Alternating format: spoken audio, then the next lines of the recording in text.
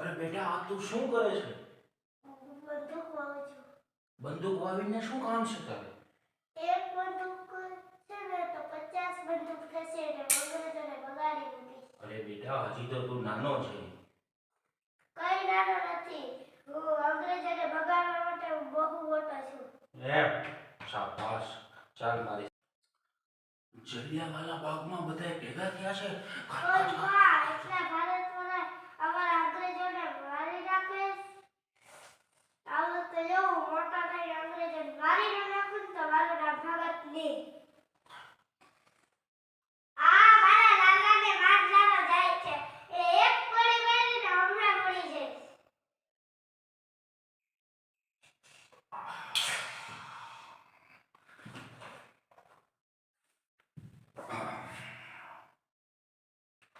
હવે બ્રિટિશ રાજમાં કોઈએ ડરવાની જરૂર નથી. તમામ ભારતીયોને આપણે કેદ કર્યા છે અને સોન્ડર્સની હત્યા જે કરી છે અને લાલા લજપતરાયને જે લાઠીચાર્જ કરીને આપણે માર્યા છે એથી હવે ભારતીયો બધા ડરીને રહે છે. હવે માત્ર એક ભગતસિંહ છે પકડવાનો બાકી છે. ભાગો ભાગો. ભગત, તમે ધારાસભામાં બોમ્બ કેમ ફેંકો? અંગ્રેજો અમારું કાન ખોલીને સાંભળતા નતા ને એટલે અમે બોમ્બ ફેંક્યો.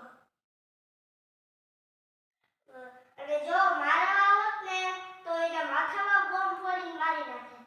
તો તમારા ઘણા બધા કરતૂતો અમે જોયા છે અને તમે જે અંગ્રેજોને બહુ હેરાન કરો છો તો અમે તમને ફાંસીની સજા આપીએ છીએ. હા, ફટાફટ ફાંસી આપો. હવે પાછો જન્મ લઈ અને પાછા તમને અંગ્રેજો બધાયને ભગાડી મૂકી. લ્યો ભગત, જમી લો. આવું બંધારો અમારા સૈનિકને નથી આપવાનો. જ્યાં આવું નથી ખાવાનું તમારું બંધારો. જ્યાં સુધી હું જીવીશ ને ત્યાં સુધી આવું તમારું બંધારો ખાય જ નહીં. અરે ખાઈ લો. કેટલા દિવસ તમે આમ રહેશો?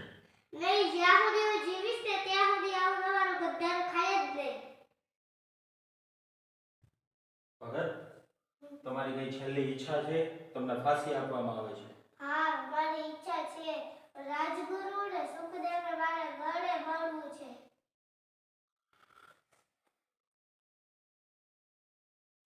ઇન્કલાબ જિંદાબાદ. ઇન્કલાબ જિંદાબાદ. ઇન્કલાબ જિંદાબાદ. ઇન્કલાબ જિંદાબાદ.